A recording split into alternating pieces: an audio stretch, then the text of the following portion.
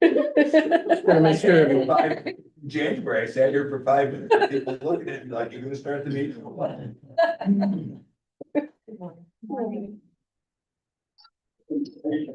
All right. We're live streaming, we have a quorum, we can start. Right, we'll call to order the CDYCI meeting for April 15th. They're welcome. Have any guests to introduce? Guests online, Maura Manning, Commissioner, Department of Children, Youth and Families, Albany County. Bob Ryan, Council, Harris Beach, Mertha. Mike Stammel, Member, CDYCI. A motion and a second on the January minutes, and I do think I need to amend them. Yes, Greg was in attendance and he was not listed. Okay, How about we have a motion, a second on the minutes as amended? so moved. Second. All in favor? Um, Financial statements. Sure, financial statements. Through quarter one, tracking about $1.3 million of expenses. I'll note the first paragraph is incorrect, and I'm sorry, the SD paragraph and the SSD paragraph. It should be reported expenses through February are 1.3 million, and actual estimated operations expenses through March should be the $2 million. And similarly, on the SSD side, the actual reported expenses through February, $2.2 million, and the estimated expenses through March are 3.3 million. On the balance sheet, we have $98,000 in our accounts. Luckily, we have been reimbursed fully for our $300,000 or so FF&E advance that we provided for the construction project. We've also been reimbursed on half of the expenses for replacing the boilers. And we will be reimbursed for the replacement of the security screens at the facility. All of that's coming out of remaining proceeds from the financing. So we're just sending those reimbursement requests to Albany County and they're paying us out from the financing. So no actual cash outlay, which is good. It's the lowest cost option for the counties collectively. So that's all good news. Any questions on the financial statements through March? Hearing none, all in favor, by saying aye. But financial statement, please.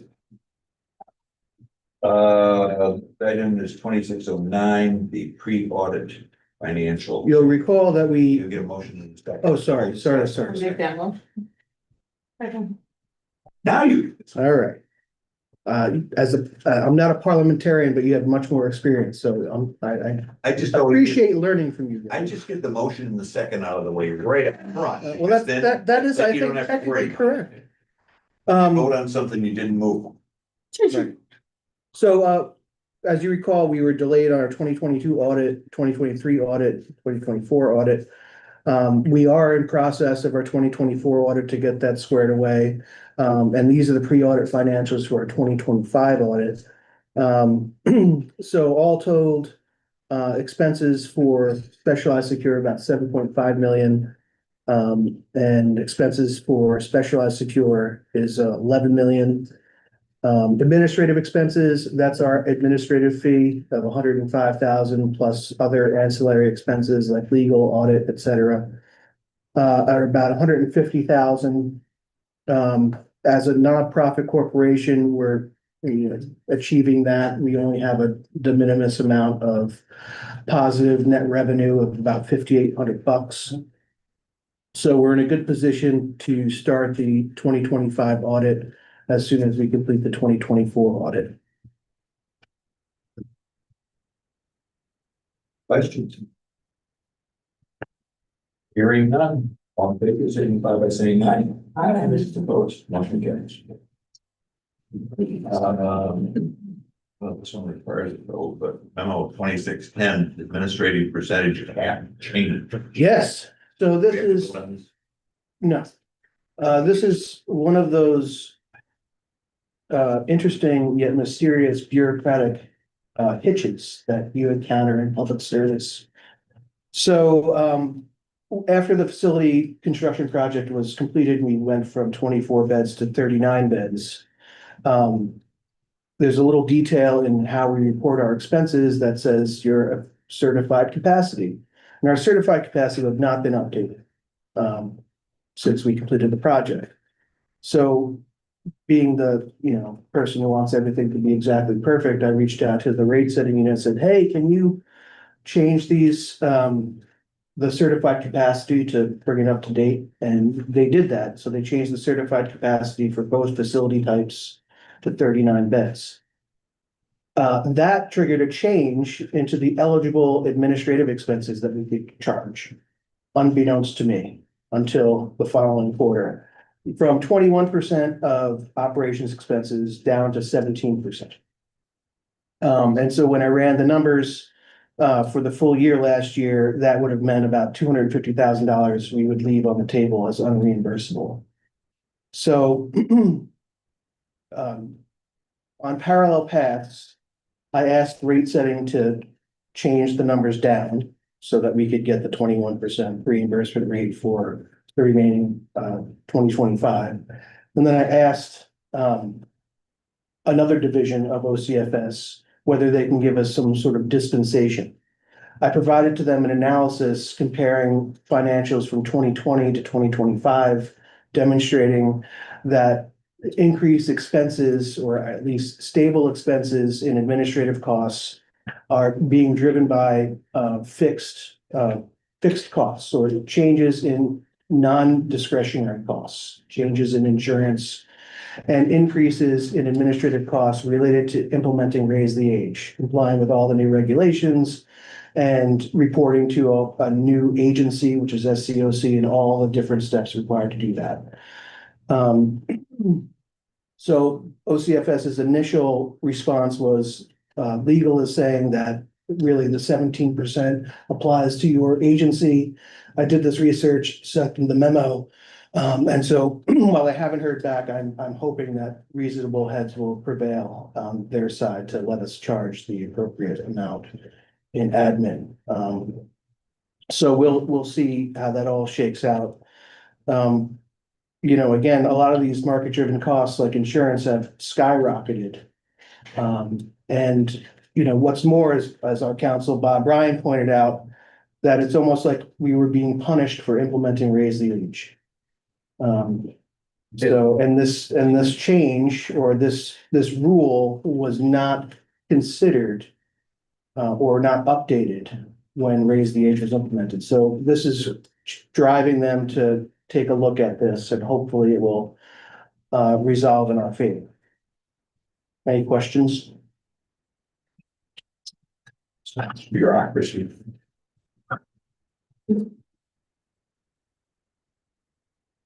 So that is that. Item is education. PIP recommendation. What PIP stands for? Performance improvement plan. Okay. It doesn't require a vote either. No, it does not require a vote. This is an update. Luke has been giving updates on the advances in the education program. We were placed on a performance improvement plan after meetings with the state education department and OCFS. And Luke has provided updates at our January meeting, and we're pleased to announce, or at least say today, that we're off this PIP. Is that correct? No, we're not No. on the PIP, but we are making progress. They Okay. came for a site visit and they're very well. Good, because I received a letter from SCOC saying that we were off a PIP, but it didn't reference the particular PIP, so. Wasn't sure. Okay, so we're off the previous one, which was related to. The instance where the youth was kept in the facility an extra night because it was release orders, because we didn't get the proper release orders. Got it. We worked with Albany County and all the counties, and now we are ensuring that we have the correct orders coming in, and so. Great. So So that has been resolved. But you're making great progress in the education program, almost there. Almost there. You want to just run through some of the actions taken to date? Sure. So there were three issues that were brought up, making sure we had teachers, making sure we had a special education process like a public school and vocational training. So with regards to the teachers, we have two teachers currently. And we have a second interview for a third teacher next week. Our goal is to have fourth. We're making progress with that. However, we have this supplemental educating virtual platform to cover anything that the youth needs. So they're all getting their 5.5 hours of education a day that are required as they need. The second one is the biggest one, and that's the special education, how to run a special education program at this facility like a public school, only have 39 kids. But we actually have that put together now, with three, and we'll talk about that now. Or next. It's gonna be the next agenda. So I will go over that. Special education next. And then the other was working on vocational programming, which we have been doing. We have a lot of we have some VR headsets from OCFS that we're working with kids, but we also just got our Origin tablets that we're going to be using with the kids for school, and they just came in. We're getting training on them over the next couple of weeks, and so hopefully in early May we'll get those getting out there to residents to help them continue with their vocational training for those who qualify. And we do have the GED program. Any questions? You said vocational? Yes. Did you elaborate on it? Did I miss it? So yeah, with vocational, we have VR headsets that Oh, use in training. We have these tablets. Sure that that was the. Yes, that's for the area. vocational work with. What these type of kids. vocation?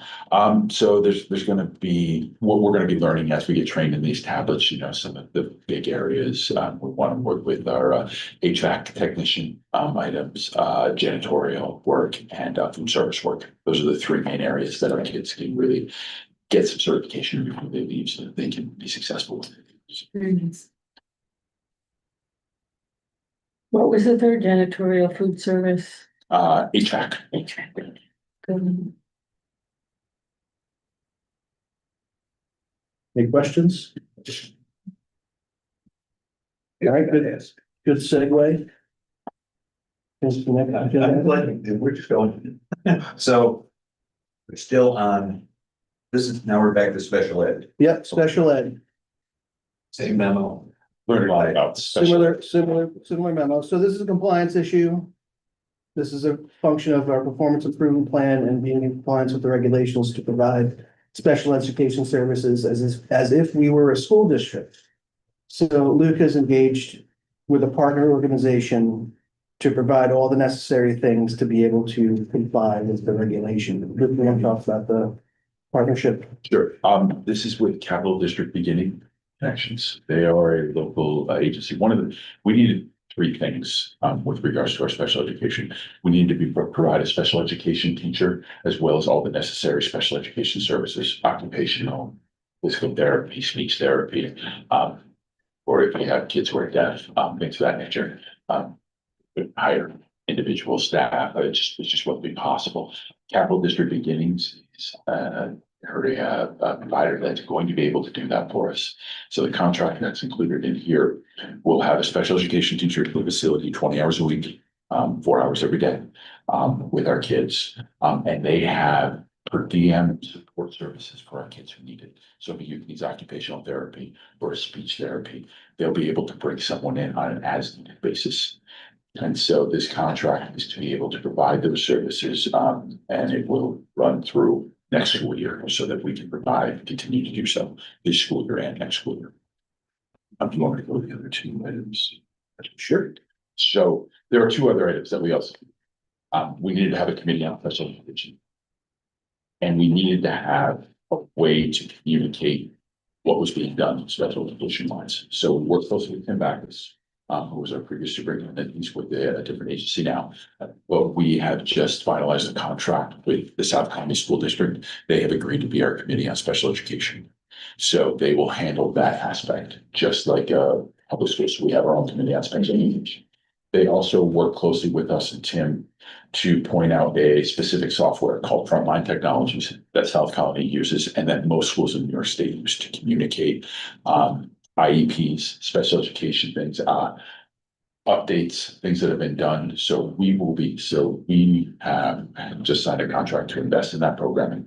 So that we will be able to input anything we need into that program. South Colony will have it for the Committee on Special Education. We'll be able to receive things from most schools when youth has an IEP or other special education needs, and we will be able to put out what we did to these school district, as long as they have frontline, which most schools do. So with all these contracts in place, we are as close as we can be to being a public school with all necessary services. Fantastic. That's great. That is, Luke, what are we seeing? What is the percentage of youth that require special education? So when I spoke with our administrator right now, she said she had 3. Three? Our expectation, I think once we have this committee on special education running and we look at some of these kids who have not had services in many years, that number is going to jump. But right now 3. So this is actually an action item because it requires a budget modification. I did not present an actual spreadsheet of the budget modification, but the long and the short of it is that the annual estimated cost is about $335,000. So for the remaining months of this calendar year, now the budget is based on the school year, we're looking at about $80,000 of additional expenses from May through December. Can I ask the quantity of students that are served by the extra So programs? it's going to depend Is on, it like 20%, 50%? like I said, right now we have 3, but a lot of kids have not been identified or have lapsed. So just speaking to our individual who, our principal who oversees things, she's thinking potentially 30 to 40% of our kids will need these types of services. 30 to 40%. Yeah, but she's unsure until we get into this process. And it's going to take us several months to get through all the kids, and it changes, often as we. I was trying to gather the cost versus the quantity of students. Sure. I think that's consistent with what we see in court. For the About that percentage, Yeah. yeah, maybe even closer to 50%. And it could be a year, and I mean, we anticipate our population to be, to have a lot of learning issues. But this will allow us to provide all the services that these kids need, whether we have 1 or 20. One question is in terms of logistics of IEP administration with the home district. There's not a lot of interaction currently once the kid leaves the facility. Is that going to change now with the special education? I think the big change is going to be they're going to be able to access Frontline and see what's been done. So they'll have their stated IEP, and anything the South County Special Education Committee does will be able to be included in there as well. Okay. So that we will have all the records. So the school district will be able to if their IEP is changed, if they're with us for a long term, they will be able to have access to that. Okay, great. And we're still learning a lot of these things as we go. But So I screwed up, Gary. I started talking before you called. no, so all related, right? Mhm. So. Moving to. What's this partnership? Yeah. We didn't do the, We need a vote on the budget. On the Budget modification. Yeah. Then I need a motion and a second. So moved. Second. All in favor, signify by saying aye. Both. Aye. Go. See, Mark, it's partnership. It is. It's all about partnerships. Raise each other up, right? We do. So now it's memo 2630. Right. So this is an emerging partnership with the Seat Center. Now, I'm not sure how many of you are familiar with the Seat Center. Great workforce development program in Schenectady County, based in Schenectady County, serves the region. Fabulous organization. Fabulous organization. They provide a variety of workforce training. One of their areas of focus is culinary training. You may have read in the paper that their culinary training program is supported by the Business for Good Foundation. They have a relationship and a presence at Hattie's in downtown Albany and other locations.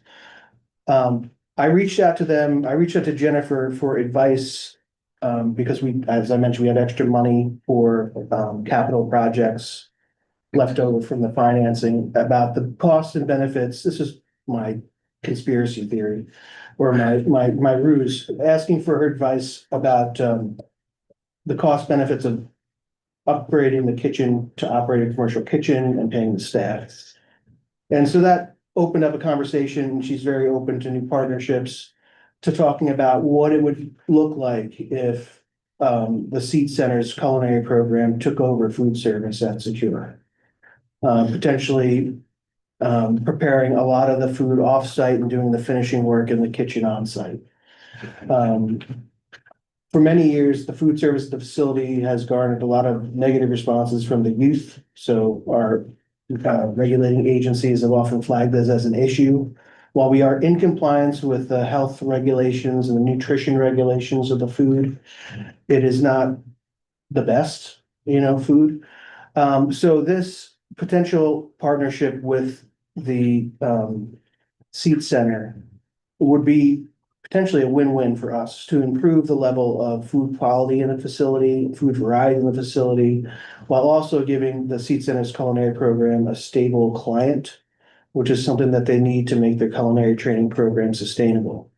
Their cost model is a bit different because they have to pay their staff, their trainees. So their trainees, while they're getting paid, they get a salary. And so that potentially changes some of the numbers. Whether it's by happenstance or strategy, I had a meeting with the folks from Business or Good separately and mentioned this program with them. They support financially their culinary program in particular. And they verbally agreed to backfill any costs that would need to make this work for our facility, which is great because they understand that the Seed Center's culinary program needs a sustainable client base, and the kids in our facility could benefit from better food. So we'll see how this all works out. Our current contract with our current vendor expires at the end of this calendar year. So hopefully we can get some sort of proposal together by June for this board to discuss. The contract is actually with Together for Youth. But you guys are open to a new partnership with, Always tough. right? So good development there. And it could be a good fit. It used to be really good. Really good stuff.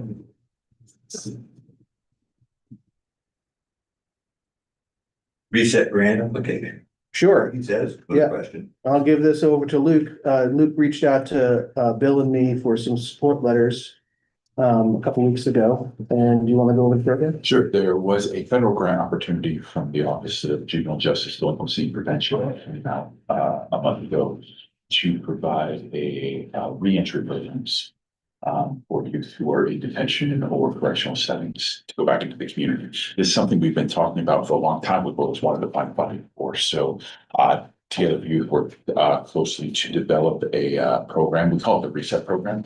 Work with the kid 3 months before they discharge and then 3 to 4 months after they discharge to make sure that they have the case management in place and all the services in place. The grant required us to pick up to 2 zip codes to utilize to do this. So what we would like to do is start a pilot program, and our proposal was working with Bill. We picked some Albany City zip codes to start working with this. Our proposal is for 1 worker to be there, work with these kids before they get out, and help them transition back in with the goal of proving efficacy that we could expand this program to have multiple workers to work with kids who come out. So we have put in the grant. There are 11 grants being given nationally, but we have a pretty positive proposal, and we already have a lot of things in place and a lot of backup data to show our program model works. So we're very hopeful, and we submitted that 10 weeks ago. Thanks to Bill assisting. How do you think it's going to work on the Albany side? Yeah, we've been engaged with Luke and Together for Youth for several months early on, and it was a very viable program. The funding attached to it wasn't available right then. And Luke was able to find this grant, and we're hoping it works out. And initially in Albany, but Luke's proposal, I think, encompasses all the counties once this thing really kicks off. Yes, our goal is to enlarge this to everyone, the pilot first. And improve that first. How much of the plan has already been, I mean, people re-enter all the time, so we must be doing something now, right? We do not have post-release work. We have asked multiple times, so see, that's 5 years ago, I had a wish list of things we wanted. It was one of the things we wanted, but they did not support that program.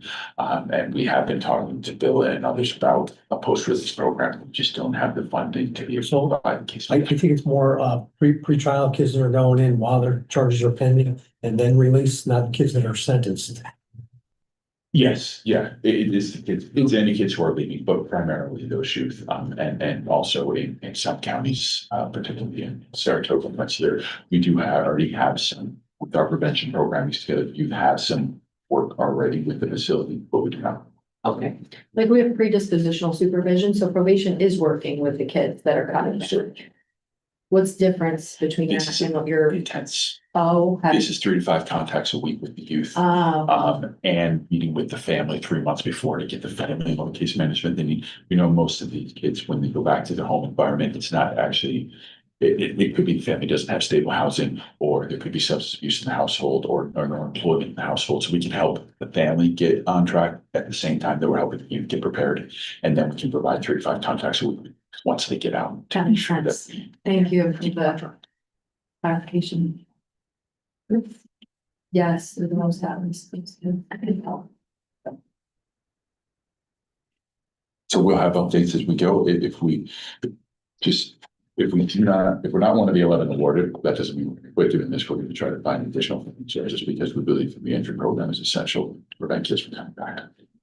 What was the office that you sent it to? Office, OJJDP, the Office of Juvenile Justice Delinquency and Prevention. Jesus Christ. Just say that OJ. JDP. It's a federal, This is important. Yeah, I'll Google it. OJJTP. DDP, OJJDP. DP. Well, luckily, the Zoom AI is taking notes. Yeah, I know.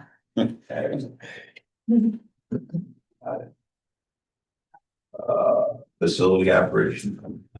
So I'll just update on some capital stuff. So the second boiler was installed. Both boilers are operational. We're working on a warranty guarantee MOU between some of the prime contractors and subcontractors. You may recall when the new chiller was installed, some of the compressors were wired backwards, which caused one of the compressors to fail and potentially impacted the lifespan of the other compressors. So the intent of the MOU among the contractors is to ensure that the intent of the of the service warranty or the parts warranty will be continued, even though the error of the contractor basically voided the warranty. So if something happens, the MOU says the subcontractor will come in, make an assessment, what happened and whether it could be reasonably tied back to the original mistake of wiring them backwards. And then the prime electrical contractor will be on the hook to within the warranty term, which is 5 years from install. So we still have 4 years left on it. We're still waiting for all the contractors to sign the MOU, but we have consensus that that will be the approach to make sure that we don't have to pay any out of pocket for a mistake that was made by the contractors. Mark, did we get the Windows thing and all the screens? All the screens are in, the bills are paid, no damage to the new screens, right? Screens are not. We have the right screens, the right windows. We do. And what else is going Wires on? running in the right direction. Everything's going in the right direction. Ray was not able to be here today, so I just want to go in with the report. He sent me what's going on. Very positive news from residents who are on track. They got some work to do, but they are on track to graduate in June. So we're very excited to have 2 potential graduations. We had one resident who had some difficulty and some very high needs over the past 2 months and needed some very individualized service. But aside from that one, every other youth had full attendance, at school in February and March. They did not visit any behavior issues and things where they could have classrooms. So, we had full attendance for 2 months. That was excellent. I already mentioned the tablets that we have coming. Trent, Green, Griffin, he provides a curriculum on job interviewing and hiring, and resume building, and it's a 6-week curriculum. We've run it before. We just started that again, and it's a 12 residents in the facility will be participating in that. So people who haven't gotten that will be able to get that over the next 6 weeks. We continue to work with our outside providers to help out. Planned Parenthood came in April and are planning to come again in May. And Snug for gang prevention came in April and will come again in April and be coming back in May as well. And we're also trying to gear up, now that we have some nice weather, using the rec yard. We're planning a track and field day on goal is in May 20th, in the courtyard for the kids, kind of doing training now, getting excited about it. And give something to look forward to. So that's our next big outdoor activity we're playing with our nice new, planning teams that outdoor What space. events will you be? I don't know. We're not going to be doing javelin. No. No, but we're gonna, they're in development now with the kids, to see what they want to do. But, we're very excited to have that backyard to be able to do it. Some good times out of the trip. Yeah. Are the kids using the exercise equipment? I know it's out, I'm not sure how much they're using. I know some kids are, but I don't know the level there. Okay. Thanks for the update, Luke. Great work. So, facility use? So I did not write a memo to tell you to look at the chart. I'm looking at the chart this time. Okay. But the lion's share of use of the facility is Albany County. One of the tensions that has come up among the counties, and I know Patrick has expressed some of his concerns from Saratoga County. Rensselaer County has expressed some of their concerns of access to the facility and, fairness of access. Albany County has been using a lot of beds. And the one thing we need to have happen, which I mentioned last time, is to have the new intermunicipal agreement signed, which prescribe the reserved beds. So when we encounter a situation where all of the beds are taken up by our member counties, that will tell us who needs to place a youth elsewhere to allow a Rensselaer County or Saratoga County to have access to a bed that they're entitled to. So we're in an in-between stage between the last contract, which only contemplated reserved beds based on a 24-bed facility. So once we have this new contract in place, we'll be confident and we'll communicate with facility staff what the bumping procedures are. We still periodically encounter some challenges with the bumping procedures. We encountered a circumstance with Albany County this past quarter. Luke very quickly resolved the issue. But it's still something that is problematic. We thought we would have plenty of beds when we moved up to 39, but it's surprising how quickly they build. You build it there. Right. I think some things that are coming online this year, hopefully, in other counties will take pressure off the facility writ large. So where are the other facilities? I know Monroe. Monroe is adding. To add, there are some other potential projects down the road, but Monroe is the closest one right now. Any questions on facility use?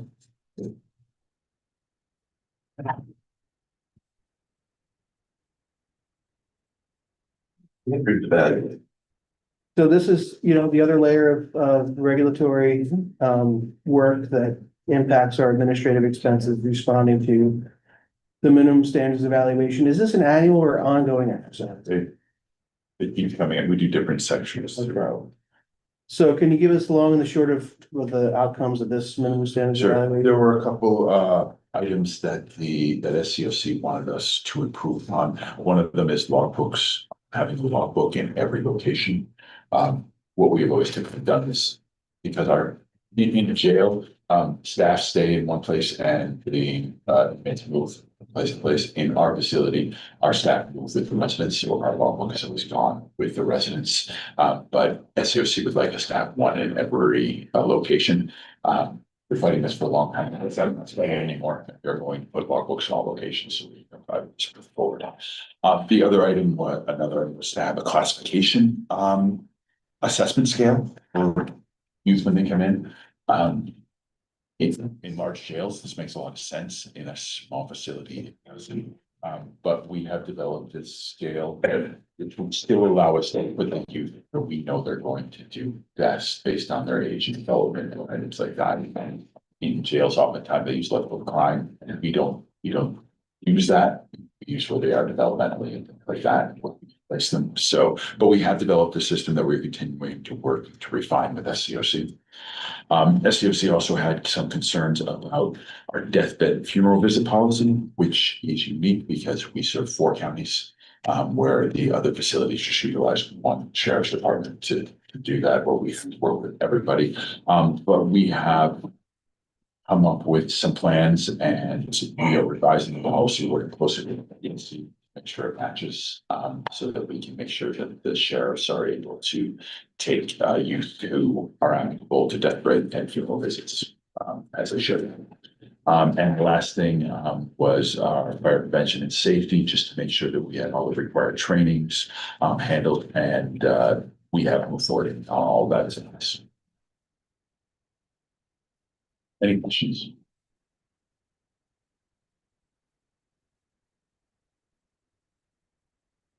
Other business? I do have a potential legal issue matter. Very small potential that I'd like to discuss with the board in executive session. And get a motion and a second to enter into an executive session. And I, off the top of my head, don't have the right wording in front of me for the purpose of this is, but I guess. To discuss the potential legal matter? Potential legal.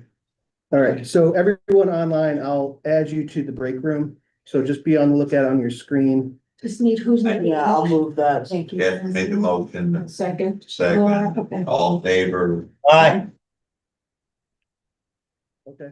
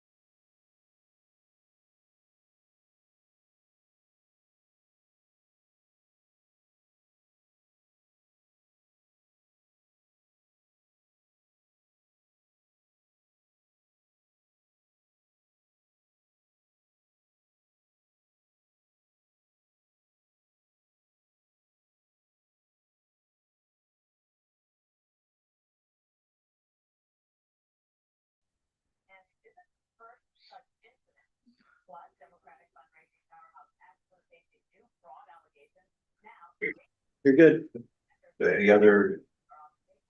Any other business?